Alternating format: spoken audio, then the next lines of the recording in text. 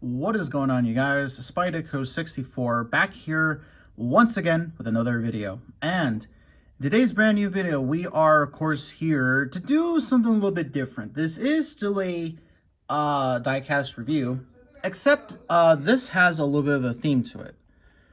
So as of course you can see right here, we have not one but two diecasts to look at here today. Now I'm doing this just because this isn't going to be the first review I'm going to do with like two Kyle Larson diecast. If any of you know, the month of May is coming up and the Indy 500 is coming up.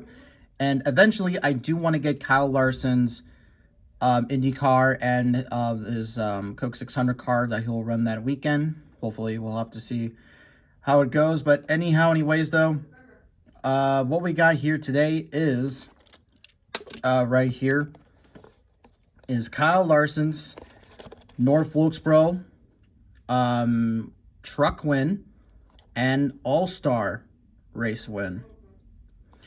So yes, NASCAR's return to North Wilkesbro, and Kyle Larson sweeps the whole entire weekend. So here, of course, is a quick look at the box here. This, of course, is the Cup version, and then, of course, we have the truck right here. It says Kyle Larson, just Aspire Motorsports, NASCAR Craftsman Truck Series, Cup Series right there. This is using a bit of a darker color. This is a bit of a lighter color. And not really much else to really kind of mention there. It's a generic box, all things considered. Let's get the two diecasts up here. And we're going to do a really a quick video just because... well, of course, you know, the 100cars.com scheme has virtually not changed at all. Ever since they started running this version of the scheme, of course, you know, the Ricky Hendrick version, again, it's just really not has changed at all. So what we're going to do here today is we're going to have a look at, of course, you know, both of these two cars. And really, though, I'm going to skew through the truck here, and then we're going to mainly talk about the Cup car here. So let's just go ahead and get into it. So here is the truck. This is the third time we've seen the 100cars.com truck. Of course, last year they released two versions of Chase Elliott. One is a regular version, and then one is the Bristol raced version.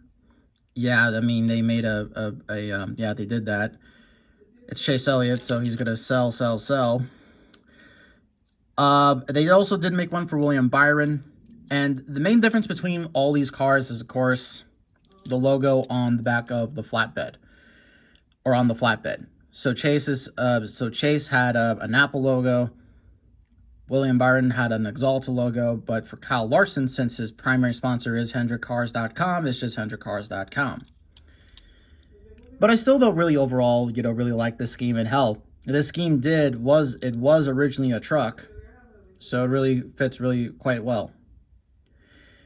And of course, Kyle Larson winning again in the Aspire Motorsports number 7. Which, of course, now this is a part-time seat now, and of course now 100cars.com Inspire Motorsports is now at Raja Caruth. So yeah, I mean, pretty much I've already, you know, almost talked about this car already as I drop it, but I will mention the details if I see any. But let's just go ahead and quickly go over the sponsors here real quick. We got Craftsman right there. Now, since Kyle Larson is a Cup driver or not a full-time driver, they get the black banner. All the rest of the full-time drivers get the red banner, but they didn't change it when the NASCAR playoffs begin. So that's kind of interesting to note. You guys, of course, got 100cars.com. That's a little bit slanted. You got the Silverado front nose, number 7. Some contingencies right there. Goodyear, you got the Goodyear Eagle tires, and then NASCAR Craftsman Truck Series right there, and all these contingency sponsors. There's the NASCAR Salutes, 75th anniversary, number 7, HendrickCars.com. There's a little bit of some damage right there. You also got Kyle Larson on the name rail, number 7. HendrickCars.com. Larson, HendrickCars.com back there. Silverado, Chevy bow tie. That's the rest of, that's the other side. And yeah, not really much else to mention, but this is a race win version. And for the most part, this is a pretty clean race version. Now, there are some, I guess, some well, I don't know. It doesn't really look that race win damage heavy. I mean, if you really look at it from afar, you can't tell. I mean, and really, honestly, this is perfect for someone who wants to maybe do a stop motion one day. With trucks, this is easy. But you can, of course, see there is the windshield tear-off right there. And there's also the windshield wiper. Since they actually did use the wet weather tires at North Wilkesbro. And, of course, there's some damage back here. And a bit some back there. But for the most part, it's very clean. So, we'll put the truck aside here. But let's go ahead and get into the one you're all waiting for. The Cup version. And, yeah. This whole entire car is shit covered in confetti. It's shit covered in confetti. I really can't really state anymore. So, you know what? Rather, instead of going over the sponsors, here's just pretty much a look at the race win damage. Yeah, this car is just shit covered in confetti. You could hardly see the HendrickCars.com logo. And damn, I mean, wow. Wow. They did a fantastic job with this one, I just gotta say.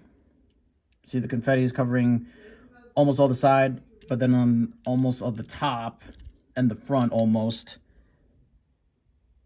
Yeah, it's covering a bit of the splitter. You can, of course, also see right here. There is some damage right here from the gas, them spilling some gasoline. There's a bit of some damage back here. But for the most part, yeah, I mean, it's just shit covered in confetti. And also, there's some race winner stickers right there. So Kyle Larson did win last year at Martinsville and Richmond, and then the All-Star race. So what's interesting about Kyle Larson is that they even just announced this, but Kyle Larson, so since he's doing the Indy double, the Indy Charlotte double. It was announced yesterday at Dover that Kyle Larson, since basically Indy 500 qualifying is going to go on the same day as the All-Star race, what's basically going to be happening here is that Kevin Harvick is going to be on standby for practice and qualifying. And honestly, though, I kind of hope that Kyle Larson kind of gets there a bit late just so we can see Kevin Harvick drive the 5 car.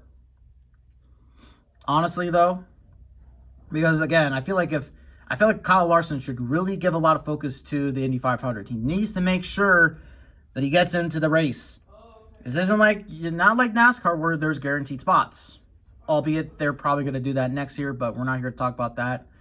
Honestly, IndyCar has just been really just, I don't know. I'm not going to say anything. But anyways, though, guys, that is going to basically do it for this video. The next set of cars that we're going to be looking at is, I know there's, of course, Blaney's Charlotte win that I do want to get. And then maybe that I do want to get. And then there's other ones. Of course, we're getting into the summer portion of the schedule. We haven't got any word of another Winter Circle wave yet. A brand new one, at least. So we'll see how that goes. But anyways, though, guys, I hope you all enjoyed this video. And I will see all of you in the next video.